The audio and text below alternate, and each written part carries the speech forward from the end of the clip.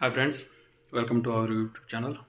ఎవరైతే మా ప్రభుత్వం పోయిన 5 సంవత్సరాల్లో అద్భుతమైన అభివృద్ధిని అందించి అందరికీ సహాయ సహకారాలు అందించామని చెప్పుకుంటున్నారో వాళ్ళ కోసం ఇదంతా. రీసెంట్గా నీతి ఆయోగ్ సంస్థ వాళ్ళు ఒక రిపోర్ట్ అయితే విడుదల చేయడం జరిగింది.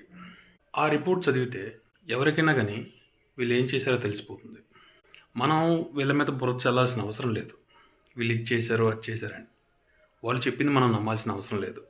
ఇక్కడ ఏదైతే చూపిస్తున్నానో గూగుల్లో ఆ విధంగా టైప్ చేస్తే పీడిఎఫ్ ఫార్మాట్ ఇగో ఈ విధంగా ఓపెన్ అవుతుంది. అది డౌన్లోడ్ చేసుకొని దాన్ని క్షుణ్ణంగా చదివితే వీళ్ళు ఏ విధమైన ఆర్థికపరమైన నేరాలు చేశారో అందరికీ క్లియర్ కట్గా అర్థమైపోతుంది. ఆ రిపోర్ట్లో వీళ్ళు క్లియర్గా చెప్పడం జరిగింది. వీళ్ళు అధికారంలోకి వచ్చే ముందు మన రాష్ట్రం ఎన్నో ర్యాంకులో ఉందో ఆర్థికపరంగా, తర్వాత ఏ ర్యాంకులోకి వచ్చిందో, వీళ్ళు చేసిన అప్పులేంటి, అప్పుల వల్ల మనకి కలిగిన నష్టాలేంటి, క్లియర్ కట్గా దాంట్లో వివరించడం జరిగింది.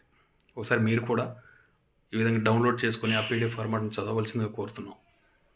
ఇది చదివిన తర్వాత కూడా మన రాష్ట్రానికి ఎవరైనా పెట్టుబడులు పెట్టడానికి ఇప్పుడే ముందుకు వస్తారు అని చెప్పేసి మీరు అనుకుంటారని చెప్పేసి నేనైతే అనుకోను.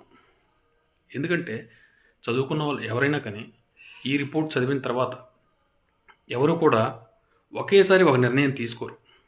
ఇప్పుడు మన రాష్ట్రంలో ఇమీడియట్గా అభివృద్ధి చెందడానికి, పెట్టుబడులు పెట్టడానికి అందరూ ముందుకు వస్తారని చెప్పేసి ఎవరైతే అనుకోరు.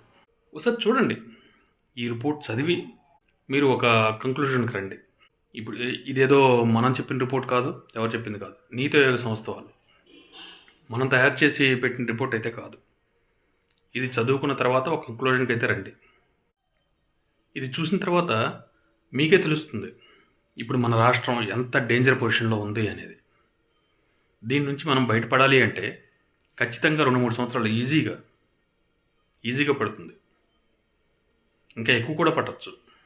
ఎందుకంటే వీళ్ళు ఆర్థిక పరంగా ఎంత అప్పులు చేశారో అంటే ఈ సంక్షేమ పథకాలు ఈ అమలు చేయాలి అంటే కంపల్సరీగా అప్పులు చేయాల్సి ఉంటుంది. దానివల్ల రాష్ట్రం చాలా వెనకబడిపోయింది. ఇప్పుడు అధికారంలోకి వచ్చిన కూటమి ప్రభుత్వం కూడా సంక్షేమ పథకాలు అమలు చేయాలి అంటే ఖచ్చితంగా మళ్ళీ అప్పులు చేయాలి. కాబట్టి ఇప్పుడే మన రాష్ట్రం అభివృద్ధి పరంలో నడుస్తుందని అయితే నేనైతే అనుకోవట్లేదు. దీనికి కొంచెం టైం పడుతుంది.